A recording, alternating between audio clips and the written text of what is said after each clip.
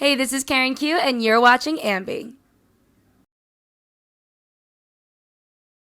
Hey everyone, it's Alicia, and I would like to welcome you to my interview with the lovely Karen Q. Hello there. Hi, how are you? I'm good. How are you? I'm fantastic. Thank you for Thanks. joining me today. Thank you for having me. It's my absolute pleasure. So we are here at Shimmer Weekend. It has been packed so far with so much talent. So being here, how are you experiencing it so far? Oh my God, it's so awesome just to see all the women come together and so much talent. Just the women's revolution has been amazing with all this talent coming in and like showing all their stuff. Like it's evolved so quickly within the past couple years alone. I'm just proud to like be a part of it. Apparently for you, attending WrestleMania 30 really cemented the fact that you wanted to be a wrestler. So what was it about attending it and the atmosphere where you were like, this is what I have to do? Well, I watched wrestling as a kid, and then I stopped watching it because middle school I was like, oh, I just want to be this girly girl, and I totally was, and I was this total jack.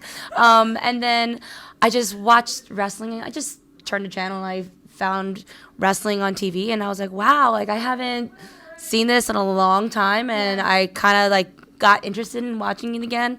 And then I thought to myself, I was like, I can do the stuff that the girls are doing on TV. I want to try this. So when I went to WrestleMania 30, I watched the girls. I watched that battle royal, and it just clicked in my head. I was like, I have to do this. I have to try it. So here I am today. As easy as that. You just have not looked back. I just like, I mean, I've always done some type of athletics as a kid. I did gymnastics, swimming, diving.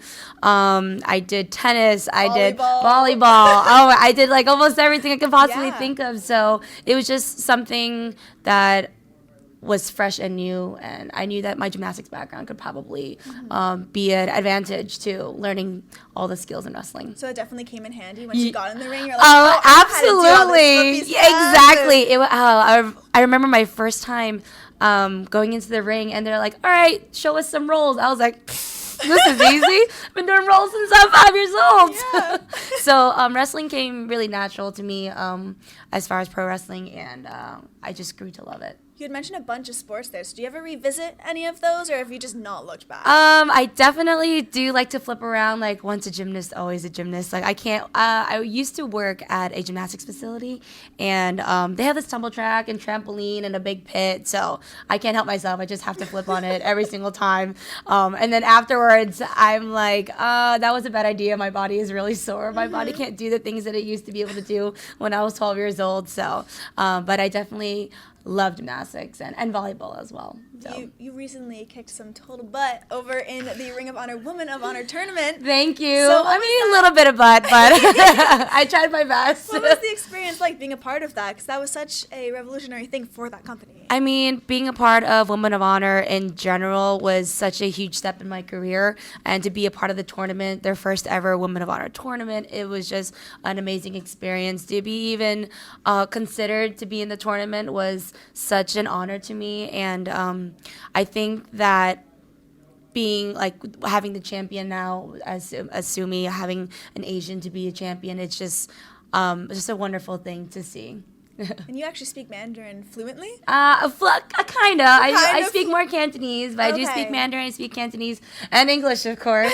As a Chinese American, it's really hard. My parents came here when they were teenagers, so like it was always a struggle. And when I was growing up, I was with my grandma, like as a middle class person, a middle class family. So like I learned a lot of Chinese as a kid, and then when I had to go to school, I only knew Chinese, and they're like, you need to learn some English, Karen. So like when I was in kindergarten, I was like, my English was like terrible. So but my family does speak English, and that's more of my strong language, of course, but I do still have a little bit of touch of my culture. So do you find you use that once in a while, or is it absolutely like I will start yelling people in Chinese in the ring. Like my whole character is, being this Chinese American, like that I'm smarter than you, I know more than you, so I will speak at a different language. I'll speak Cantonese to you, and I'll yell at you in that, and you won't understand what I'm saying. And outside of the ring, do you find you use it, or is it more so just with opponents? I think more so with the opponents. Like I speak with my family, of course. Like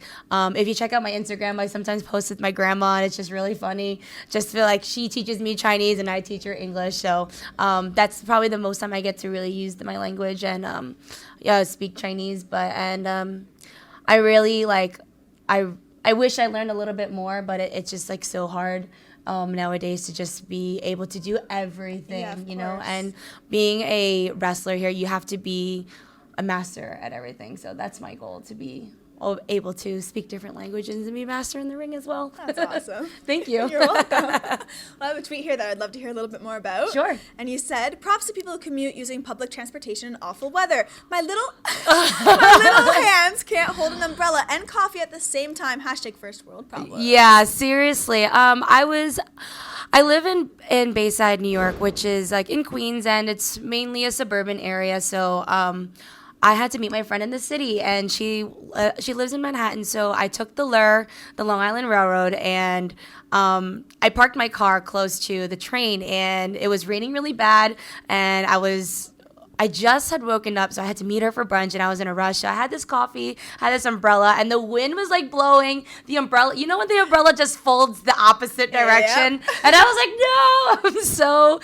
I'm getting wet. I just hate it. I can't, I'm just a big baby, because if I don't have my car, I start crying and whining. And so I took the LUR, and I finally, when I finally sat down on the train, I was like, I can't believe that people do this every single day. Like, go on a train and go to work and commute for an hour just to get to work. And I can't even do it for 5 seconds.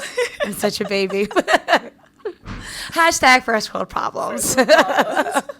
Well, here on the site, as you probably heard, as you're listening to my interview with Deanna, yes, we also cover music and interview musicians. Mm-hmm. So for you, if you could hang out with a band for a day, which would that be? I am a big pop artist fan. Me and my boyfriend, we just love karaoke, and we're so stuck in the 2000s. I would love, if NSYNC was still back, I would totally hang out with them, and they could do some choreography thing and come out. Well, I'll come out to that for sure. But I'm really a big pop artist. I would love to have Lady Gaga sing for me and as I come out the ring. But so pop is one of my favorite things to listen to. But I listen to all kinds of music. I love how excited you got just thinking about that. Oh my God, I love NSYNC. What are some of your go-tos for karaoke? Oh my goodness. Definitely Lady Gaga, Kelly Clarkson, Beyonce, all those strong woman voices. Okay. When I go, I don't even sing, I just scream. I'm just screaming into the microphone, and everyone else sitting in the room is what the hell's wrong with her? What's going on?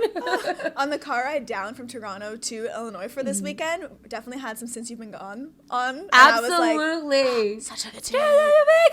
Just start screaming. You can't even sing. You have to scream it. If you don't scream it, you're not doing it right. Wrong. Exactly. Let's wrap things up. I want to leave it with the fans. You have such a cool fan base. Is there anything you want to say to? You're very welcome. To everybody who'll be watching. Just want to say thank you to all of the fans, anyone who has always been following me on Twitter and on Instagram. I really appreciate it. I'm constantly growing as a talent, so any support and tweets and likes and everything is I'm just so happy and grateful and appreciate it. I want to say thank you so much for joining me. Thank you so much. It's my pleasure. And remember, to everyone viewing, you can visit us at aliciatube.com for all exclusive interviews and features. We will see you.